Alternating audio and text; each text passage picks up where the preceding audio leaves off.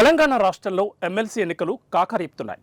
రాష్ట్ర ఏర్పాటు తర్వాత 2 సార్లు అధికారం వెలగబెట్టిన బీఆర్ఎస్ ఈ ఎన్నికల్లో చేతులెత్తేయడంతో గ్రాడ్యుయేట్లు, టీచర్ ఎమ్మెల్సీ స్థానాల్లో ప్రధానంగా కాంగ్రెస్, బీజేపీల మధ్య పోరు నెలకొంది. 7 ఉమ్మడి జిల్లాల పరిధిలోని 3 ఎమ్మెల్సీ స్థానాలకు జరగనున్న ఈ ఎన్నికల్లో ఎవరి స్ట్రాటజీలు వారు, ఎవరి లెక్కలు వారు వేసుకుంటూ ప్రచారం నిర్వహిస్తున్నారు. ఎన్నికల నుంచి బీఆర్ఎస్ అవుట్ అవ్వడంతో పట్టభద్రులు, ఉపాధ్యాయులు, కాంగ్రెస్, బీజేపీల్లో ఎవరి వైపు మొగ్గు చూపుతారనేది ఉత్కంఠ రేపుతోంది. ఢిల్లీ ఎన్నికల్లో విజయఢంకా మోగించి ఫుల్ జోష్ మీద ఉంది బీజేపీ.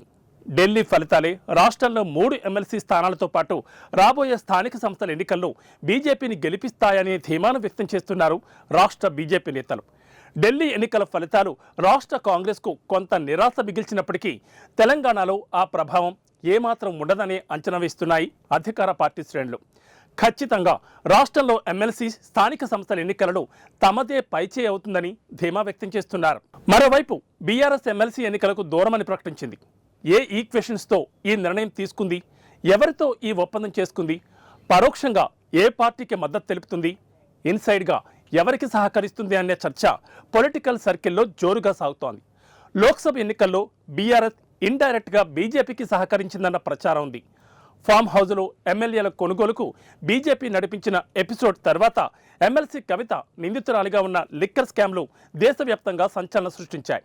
లిక్కర్ స్కామ్లో కీలక నిందితురాలిగా ఉన్న కల్వకుంట్ల కవితను బయటకు పడేసేందుకు కేసీఆర్ బీజేపీతో రహస్య ఒప్పందం కుదుర్చుకున్నారన్న ప్రచారం ఉంది. ఫామ్ హౌజ్లో ఎమ్మెల్యేల కొనుగోలు స్కామ్, లిక్కర్ స్కామ్లు అటు బీజేపీ, ఇటు బీఆర్ఎస్లను రాష్ట్రంలో బాగానే డ్యామేజ్ చేశాయి.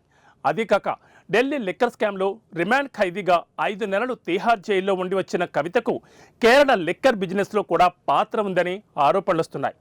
అందులో భాగంగానే రహస్య ఒప్పందం జరిగి బీజేపీని గెలిపించేందుకు ఈ ఎమ్మెల్సీ ఎన్నికల్లో పోటీకి బీఆర్ఎస్ దూరమైందని అనుమానాలు వ్యక్తమవుతున్నాయి. ఇప్పటికే రాష్ట్రంలో బీజేపీ ఎస్సీ, బీసీల ఫార్ములా ప్రయోగించాలని చూస్తోంది. ఒకవైపు బీసీ నేత ఆర్ కృష్ణయ్యను, మరోవైపు మాదిగ నేత మందకృష్ణ మాదిగను ముందు పెట్టి రాష్ట్రంలో చక్రం తిప్పడానికి స్కెచ్ గీస్తోంది.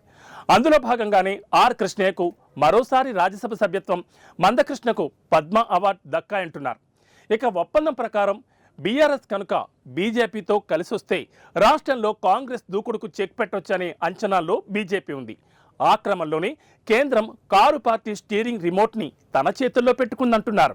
ఏది ఏమైనా ఎమ్మెల్సీ ఎన్నికలకు దూరమని బీఆర్ఎస్ ప్రకటించడంతో ఖచ్చితంగా రాబోయే జనరల్ ఎలక్షన్స్ నాటికి బీఆర్ఎస్, బీజేపీల మధ్య రహస్య ఒప్పందాలు బయటపడతాయన్న అభిప్రాయం వ్యక్తమవుతోంది. గత పార్లమెంట్ ఎన్నికల్లో బీఆర్ఎస్తో కుదిరిన ఒప్పందం కారణంగానే రాష్ట్రంలో బీజేపీ 8 ఎంపీ స్థానాలు గెలుచుకుందని, ఎవ్వరూ ఊహించని విధంగా బీఆర్ఎస్ 8 స్థానాల్లో డిపాజిట్లు కోల్పోయిందన్న టాక్ ఉంది.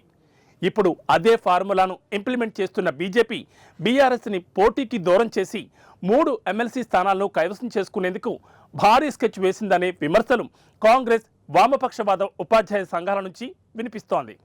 ఇది ఇవాల్టి స్పెషల్ ఫోకస్. మరో ఇంట్రెస్టింగ్ టాపిక్తో మళ్ళీ కలుద్దాం. నమస్తే.